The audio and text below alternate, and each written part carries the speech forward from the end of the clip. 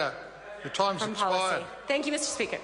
Mr. Speaker. Alfred Naro. Mr. Speaker, thank you. I rise and take a call. Unlike the previous speaker who has a dream, I have a reality.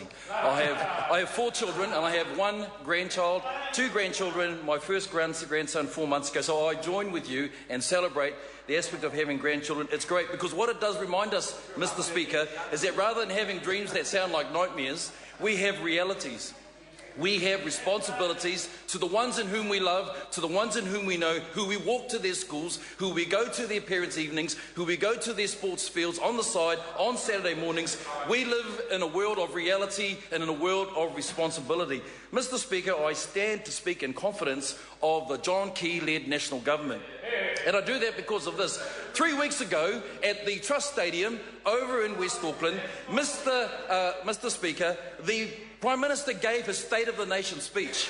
And when he did, he got up and he gave a speech that was impassioned. He gave a sense of a vision and of some values that were important to this nation.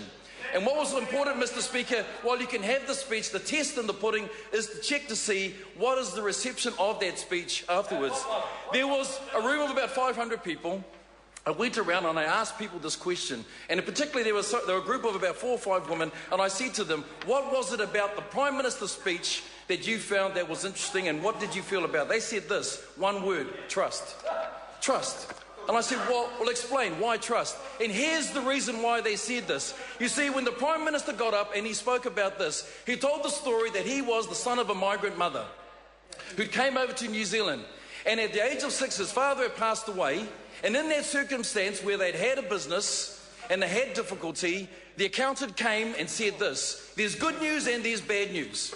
The bad news is this, you have no more money, you're bankrupt. The good news is that I'm a good accountant. In other words, I could probably find a way to get you out of it, maybe pay 10, 15 cents on the dollar, and somehow along the way, you would still have enough for you and your family. And here's the part of the story that was important to this woman and to the people that were in that room. They said this, his mother turned around and said, no, make sure that everyone is paid out as much as possible, because what does it say is this? It's people before profits. This story that's been told about a Prime Minister and about a party, about the National Party, that we're for the rich and not for the poor, this is a story that we have a leader as a part of this nation, as a part of this National Party, the son of a migrant mother, who knows what it means that when push comes to shove, it's about people. And it's about what we do for people that makes a difference. And so, Mr. Speaker, I have confidence in the Prime Minister and this party. I also want to acknowledge that part of that confidence that he has also bestowed upon Peseta Sam Notuinga, our first Pacific National Minister inside government. And so it's a great day to celebrate. In fact, I think it's absolutely important for him and for our Pacifica community as well, because he's not only competent and capable, but he's confident to be able to serve. However, Mr. Speaker, along the way I had different people, in fact other people that were there on the Labour side said, wouldn't it be great for us to have a Pacific person in that position? The day that we did, those very people who were in the opposition began to attack and began to criticise that position. And I'm glad that the honourable member over here, Saul Williams, was here, because he wrote a blog that said this. He turned around and said, Pacific people say National are out of touch. In other words, criticised the fact that Peseta had been given an associate minister portfolio, that the portfolio was outside of cabinet. But see, the thing is that his memory fades, because when Lua Manawau Laban was given and bestowed that title, it was outside of cabinet. The Pacific community said, why was that? See, he misses the point altogether. The importance of what has been given and the confidence to Peseta and the message to our Pacifica community, we now have a Pacifica person, a Kiwi of Pacific descent, who is now focused on the issues of Pacific communities as well, as a designated position as well. And that becomes absolutely important to us. So I think that it's a shame that that had to happen as well. Along that, Mr. Speaker, and we talk about some other things about the other side, and I particularly want to talk about that. Last Friday, it was a proud day that we went over to Mangere, and my honourable parliamentary colleague over there, Saul Williams, was with me. We were there at Rise Up. What a great occasion. What a great occasion, because here was the first primary partnership school that was established. Where was it? 22 Rosella Road in Mangere. It was the only Pacific partnership school that was established, that was granted out of the 5, and there they were. It was a proud day. Seta Sulepe was there, Sally Ikonofo and the board were there. What a great day of celebration. What I can't quite figure out, though, is because of this. And here's where the conflict and the tension will come for SUA and for the Labour Party was this. Sally Ikanofo, as the chairperson, stood up and said this: today I take off my political hat, but instead I put on my community hat. And I say this: may it not be a political debate, a decision that turns away, because we need this. As a community, the Māngere Pacifica community said, we need this. But here's the challenge that Sally's going to find, who is the chairperson of SUA's electoral committee, is this. See, old Chris Hipkins wrote on the 21st of November 2013 this: charter school applicants put on notice. That's what he said. Labour stands firmly opposed to the national government's agenda of carving up and privatising our excellent public education system. And here's the part that's going to hurt. Anyone seeking to establish a charter school will be doing so in the knowledge that charter schools have no future under Labour. Have no future under Labour. So what's going to happen here? There's going to be tension in the House. There's going to be difficulty. Why? Because in their very ranks, in the grassroots, in the place where it hurts the most, where they're out there doing all the hard work, what you call promoting, and what you call all the things that are absolutely important, there's going to be tension in the House. Why? Because here we have the people of that community saying this: we want this, we need this, give this to us. But already we're going to have to say this: it's been taken away. It's been taken away. You know, it just sort of confuses me a little bit, because when I look onto the Labour Party website, I read the Labour principles. This is what it says. Principle number 1 of the Labour Party: all political authority comes from the people by democratic means. Guess what? Where's the democracy here? When the very people that are part of your party, the very people who are saying this, we need this, where's going to be their democratic right?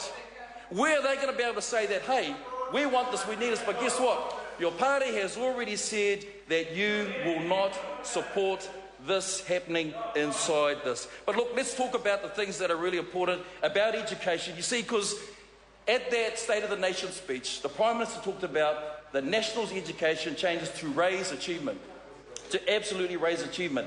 And right across the board, we started seeing the support that was coming. We're seeing executive principles, 250 executive principles that will actually be rolled out right up and down the country.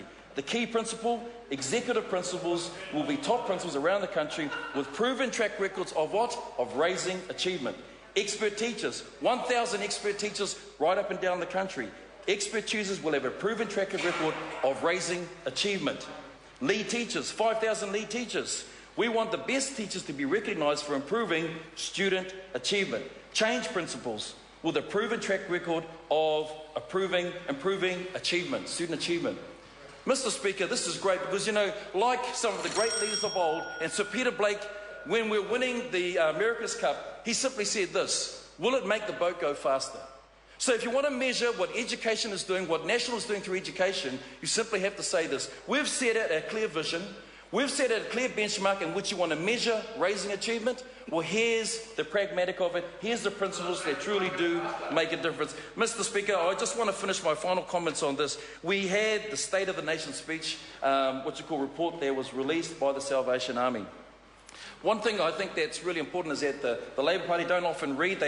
The Jacinda Ardern tried to put out a motion that we could have an urgent debate on this particular topic, because they felt that this was something that they could use as a footstool to talk about the things that could hold the government to account. But if they'd actually read what the report actually says, it clearly says this: this is not a comprehensive and complete assessment of all relevant indicators. It is a procession of glimpses into a number of areas of public interest. But the part that I want to sort of talk about is this, is where Major Campbell Roberts said this: in the State of the Nation report should not necessarily be seen as a condemnation or acclamation of our present government, but rather a condemnation or acclamation of all of us as New Zealanders. We heard the Honourable Minister Paula Bennett get up and say this: this issue of poverty, this issue that we are facing as a country and as a nation, is not something to be blamed on the government. And yet all we keep hearing from the other side is about it blames just the government. Mr. Speaker, I want to just finish on a couple of final comments, and it comes from this. We talked about the Child Poverty Action Group who've gone around and talked about our communities, who are raising this issue about holding the government to account. Dr. Irene Ai'i down in Hastings was there with a community meeting. A number of old Cook Island mamas stood up and said this: you tell those people, stop using us Stop using us as their statistics to make them feel good. They do not need people to make them feel good, but instead, we want to have aspiration, inspiration for our children. We feed our children, we clothe them, we have the best intention for our kids. Stop using us as a statistic. The national government, I believe, Mr. Speaker, under the Prime Minister John Key, Members' time's expired. Has a vision for the future. Mr. Speaker, Colin King. what a